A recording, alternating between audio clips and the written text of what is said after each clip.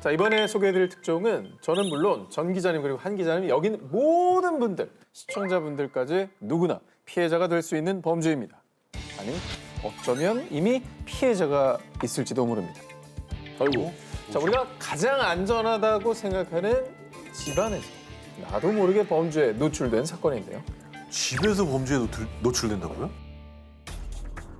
2021년 11월 전국 700여 아파트 단지가 들썩였던 사건.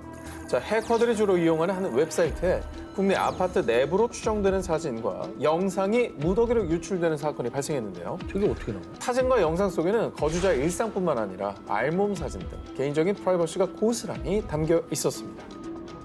심지어 해당 사진과 자료를 업로드한 해커는 하루치 영상의 0.1 비트코인, 당시 기준 약 700만 원에 판매하려고까지 했는데요. 자, 700의 아파트 단지 내 사람들의 사진과 영상이 유출된 경우 바로 아파트 거실 벽면에 달려있는 월패드. 현관 출입문, 난방, 환기 등을 제어할 수 있는 장치였습니다.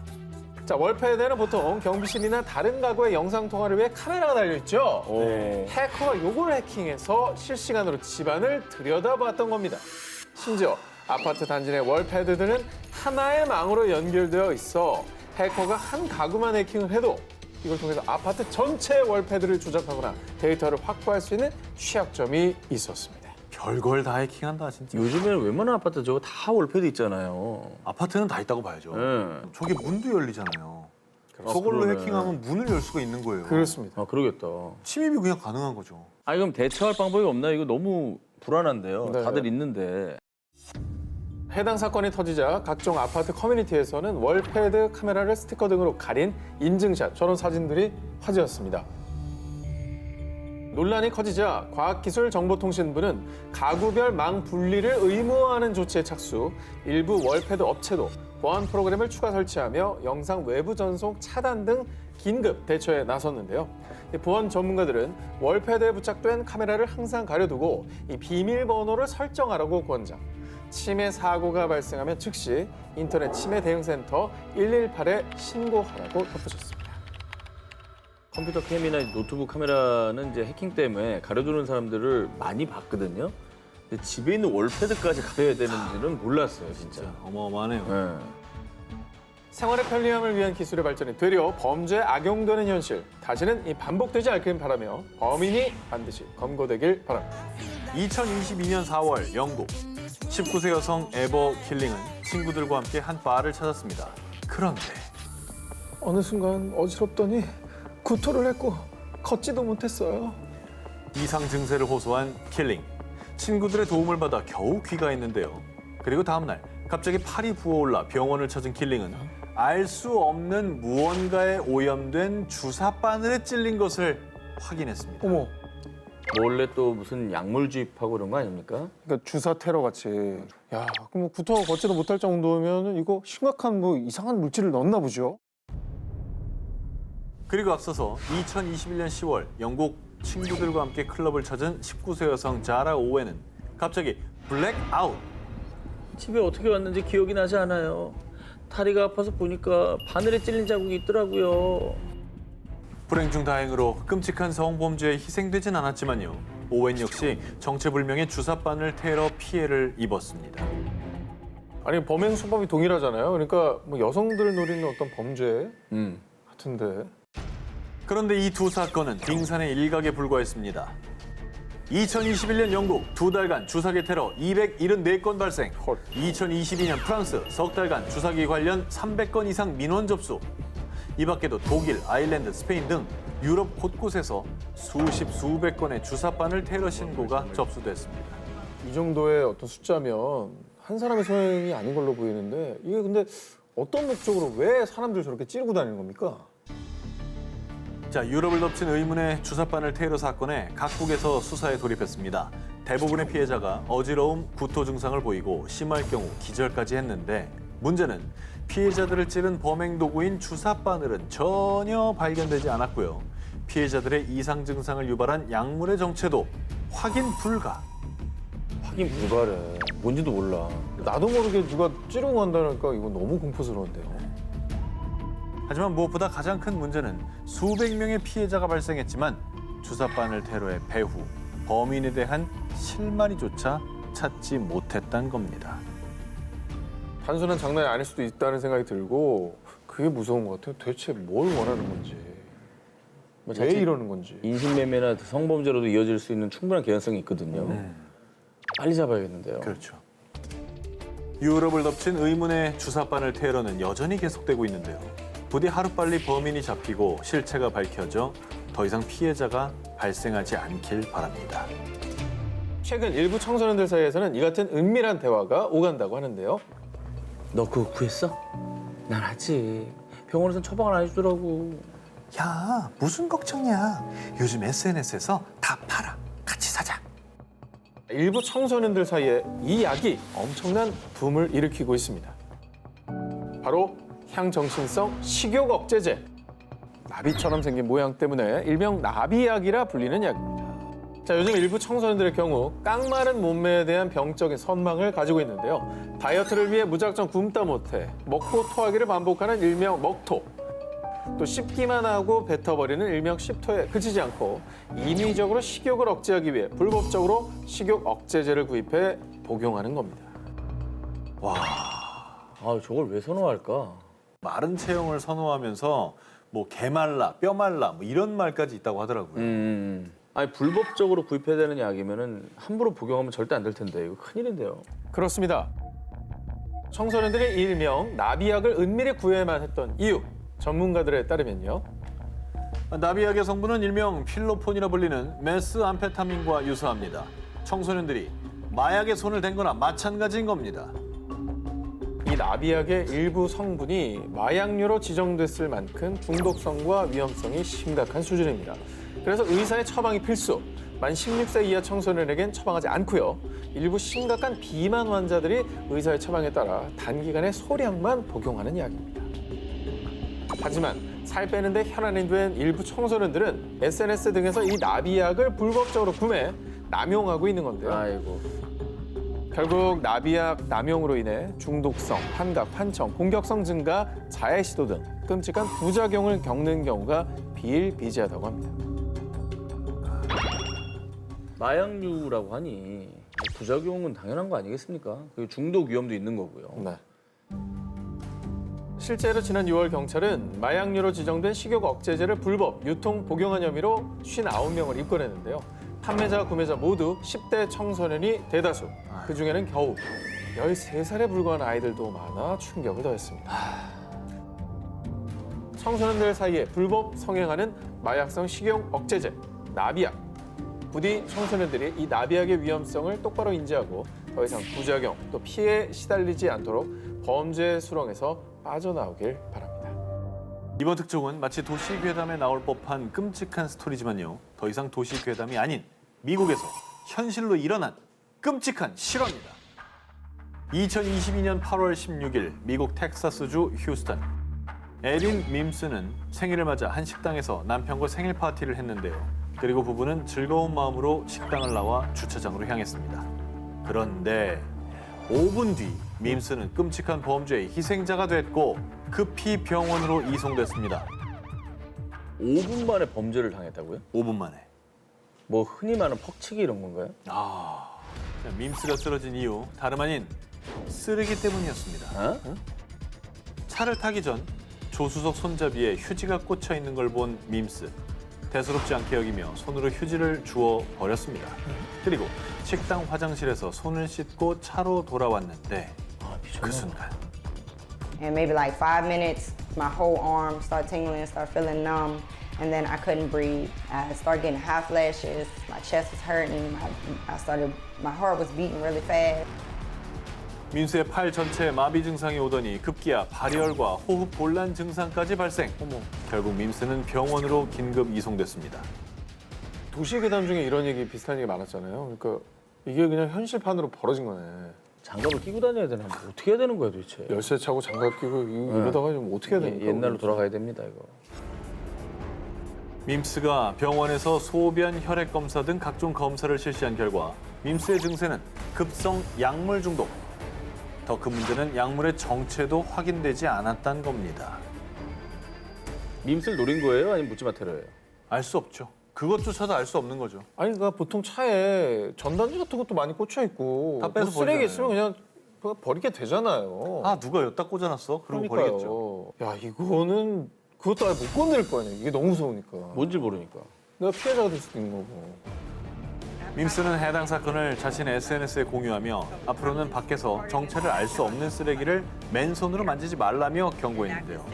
여러분, 앞으로 절대 쓰레기를 보더라도 맨손으로는 만지지 마시기 바랍니다. 두 분 배달 음식 자주 드십니까? 네. 자주는 아니고 주말에 가끔 뭐 요리하기 싫을 때. 자, 그렇다면은 두 기자님 이번에 소개할 범죄 타겟이 될 수가 있었습니다. 최근에 이 배달앱 관련 신종 범죄가 논란이 되고 있습니다. 2021년 배달앱을 통해 음식을 시켜 먹었던 A씨. 그런데 얼마 뒤 A씨는 카드 사용 알림 문자 메시지를 받고 당황할 수밖에 없었죠. 한두 푼도 아니고 무려 450만 원이나 결제가 돼버린 겁니다. 450만 원이요? 저건 저도 저렇게 안 시켜 먹거든요. 450만 원 어떻게 시켜 먹어요? 배달 음식 450만 원 어떻게 먹어? 과다 청구된 금액보다 더 황당했던 점은요. 카드가 결제된 곳은 한 금은방이었다는 점입니다. 배달앱이? 그렇죠. A씨가 단 한 번도 들르지 않았던 곳이었죠. 아니 한 번도 가본 적이 없는 곳에서 어떻게 450만 원이 결제가 돼요? 그러니까 앱에 보통 카드 번호 등록해 놓잖아. 아하. 요거 해킹이 됐나? 오. 깜짝 놀란 A씨는 그 즉시 경찰에 신고. 이후 경찰 수사 과정에서 범행을 주도한 일당들이 붙잡히며 사건의 전모가 드러났습니다. 사건 당일 A씨는 배달앱에서 음식 주문을 하면서 만나서 결제하기, 즉 대면 결제를 선택했습니다. 그리고 얼마 뒤 네, 25,000원 결제해 드릴까요? 아, 기계가 이상하네. 잠시만요. 카드 단말기에 오류가 났다며 다른 카드 단말기를 꺼냈습니다. 이제야 되네요. 됐습니다. 맛있게 드십시오. 다행히 결제가 정상적으로 이루어진 듯 했지만 그렇게 A씨는 범죄에 당한 것입니다. 배달기사가 처음에 사용했던 카드 단말기는 일명 스키머로 불리는 신용카드 복제기. 카드 결제 단말기인 척 속여서 먼저 A씨의 신용카드 정보를 복제한 뒤에요. 결제가 제대로 안 됐다며 뒤늦게 진짜 카드 단말기를 꺼내 음식 대금을 결제했던 것이죠. 그리고 배달기사는 복제한 신용카드 정보로 금은방에서 450만 원을 결제. A씨는 신용카드 결제 내역 문자를 받은 뒤에야 뒤늦게 자신이 범죄에 당한 것을 깨닫게 됩니다. 결제할 때는 실제로 주문 액수만 딱 찍히니까 이상한 문제 없다. 그렇지. 넘어갔겠지. 근데 정보는 다 넘어간 거지. 그렇지. 복제는 이미 된 거고. 야 이거는 정말 누구라도 당할 수 있겠다. 이에 경찰은 추가 수사에 박차를 가하는 한편 범죄 예방을 위해 가급적 온라인상 선결제를 우선적으로 하는 등의 대안을 제시했습니다. 그런데 말입니다. 지금도 전국 곳곳에서 얼마나 많은 배달 기사님들이 고생하고 계십니다. 이런 일부 사람들의 범행 때문에 서로 간에 오해가 생기면서 애꿎은 배달 기사님들까지 피해를 보는 일은 없어져야겠습니다. 요즘에는요. 보이스피싱 수법이 더 교묘하고 더 치밀하게 업그레이드 됐습니다. 2022년 3월 40대 의사 A씨는요. 지방검찰청 소속의 검사라고 주장하는 한 남성으로부터 A씨의 가상자산 계좌가 도용됐다며 수사를 위해 보유한 가상자산을 다른 곳으로 옮기라는 연락을 받았습니다. A씨 또한 의심을 품었고 가상화폐 거래소 공식 번호 및 금융감독원에 전화해서 사실 확인을 했습니다. 그런데 돌아온 말은요. 수사 대상이 맞다라는 대답. 그리고 검찰 수사관이 연락드릴 겁니다. 수사가 본격적으로 진행되면 안내하는 대로 따라주시면 됩니다. 라는 안내였습니다. A씨는 이후 대출을 실행해서 실제 출금해 봐야 명의가 범행에 연루됐는지 알 수 있다는 수사관의 이야기에 대출을 받았고요. 예적금, 보험 등을 모두 해약, 현금을 금감원 직원에게 전달했습니다. 아니 근데 금감원 공식 번호로 전화해서 확인했다며? 그렇습니다. 그럼 금감원 공식 번호를 받은 사람이 저 보이스피싱 일당이었던 거예요? 나름 확인한다고 해봤지만 A씨는 결국 보이스피싱 역대 최대 금액인 총 41억 원의 피해자가 됐습니다. 와, 41억 원 진짜. 어우. 거래소에 전화해. 금융감독은 다 전화해. 그렇지. 사실 확인했는데 2중, 3중으로 이게 어떻게 걸린 겁니까, 이게? 속수무책으로 당할 수밖에 없었던 이유를 공개합니다. 보이스피싱 조직은 A씨에게 위조한 구속영장과 공문, 그리고 보안 프로그램이라며 링크를 하나 보냈는데요. 보내준 링크는 다름 아닌 악성 앱이었습니다. A씨가 링크를 클릭하는 순간 보이스피싱 조직은 A씨의 휴대폰을 해킹합니다. 그리고 개인정보 유출은 물론이요. 원격 조종을 통해 금감원과 은행, 경찰 등 관련 기관 어디에 전화를 걸어도 보이스피싱 조직에게 전화가 오도록 했던 겁니다. 다른 전화로 하지 않았으면 모르는 거였군요. 그렇죠. 뭐 당황하셨어요? 이거 옛날 얘기입니다. 그 이제 그렇게 안 해요. 그렇게는 절대 돈을 빼내지 않습니다. 자, 그뿐이 아닙니다. 띵동. 귀하께서는 서민 경제 회복을 위한 정부 특별 저금리 대출 신청 대상으로 선정되셨습니다. 땡동. 고객님께서는 소상공인과 취약근로층을 위한 긴급 처방 민생 안전지원금 지급 대상이십니다. 이 또한 대부분 사기입니다.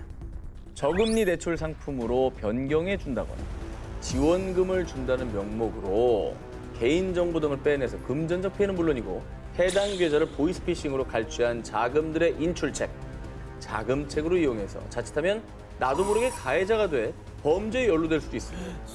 그 방법이 얼마나 교묘하고 치밀했던지 2019년에는 한 경찰서 강력팀장까지 비슷한 수법으로 당했다고 합니다. 야, 이제 당한 사람을 바보라고 할 수도 없겠군요. 경찰이 당했어요. 경찰 강력팀장이 당했다니까. 누구나 범죄 대상이 될 수 있다는 거죠. 수사기관과 제도권 금융회사 및 관공서는요.